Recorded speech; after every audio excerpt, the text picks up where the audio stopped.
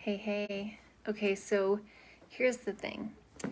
When we feel fear for any reason, whether it is like we're stretching ourselves and we're growing, or it is um,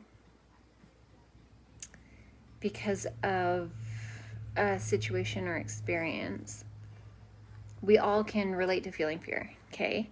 And most of us can relate to inaction because of feeling fear. So often, what happens to us is that we feel fear and then we kind of shrink into ourselves because our bodies, our natural defense, is to go into protection mode. Okay, so what we do is we slow down and we turn inside.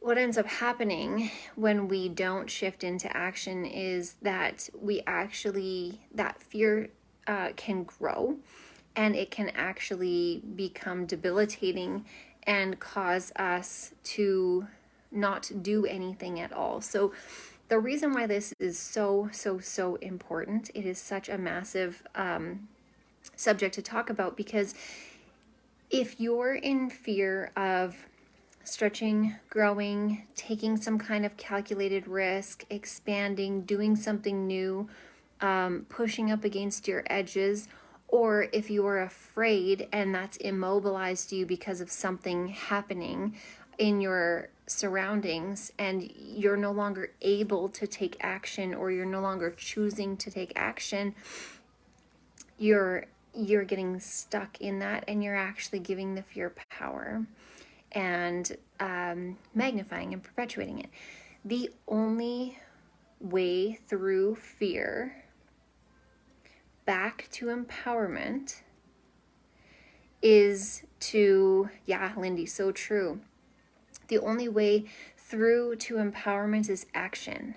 Okay? And this doesn't have to be big, bold, out there action. It can be something small. So I'll give you a real life example. It's not an example of where I was stretching and growing myself this time, although I do have examples of that. I'll give you an example of a situation, environmental, around me that happened in the last 24 hours that actually stopped me in my tracks, and I was unable to take action until just this morning. We had somebody trespass onto our property, and I was home alone yesterday when this happened, and it was a man, and it was very frightening for me. I was home alone with my dogs.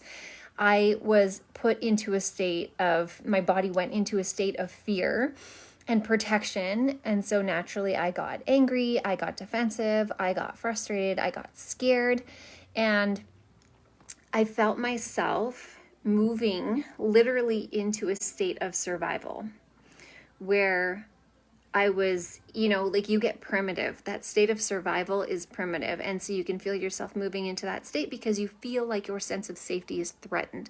So this is my real life example. I can give other more positive toned examples as well, where you're stretching and growing. So I was unable to take any action on this, like rational action on this. The logical answer is to call the police and report it instantly. So two things happened. One, I went into a state of fear and was unable to take action. The second thing that happened is I went into a box that society puts women into that says, well, nothing actually happened. You weren't actually harmed. And so often this feeling comes along with physical, mental, emotional abuse, sexual abuse, where a woman is like, well, nothing actually happened. The threat was real. It was perceived. It was real. It was internalized in your physical being, but nothing physically actually happened to you. So you and the people, the society around you, downplays it. Well, nothing actually happened. So were you in harm's way? Was it actually a danger? So those two things happened. I went into a state of fear, and I went into a state of lacking self-support. So I slept on it, and this morning I woke up angry. I woke up still feeling frightened and looking out the window, and I just decided I will not stay here sitting in a state of fear, in a space of fear and inaction. So I went and filed a police report this morning. I gave a description of the person. I expressed what happened. The police were so amazing. They showed up shortly after. They took a look around. They had a beautiful conversation with me. So supportive. And I felt empowered again. So the way through my fear was action, taking empowered, self-supportive, aligned action to make me feel better. So that was an environmental sort of piece that ties in fear of, I was in a state of fear that allowed me to move into a place of inaction. And I'll share with you a little bit more of a positive, but still challenging place of fear, where the importance is moving through, taking that action to move through to back to a state of empowerment, because fear is disempowering, right? It really makes us feel powerless. It makes us feel hopeless. It makes us feel small, because its, job is to protect us and keep us alive, which is great. It does a great job. However, it doesn't serve us longer term.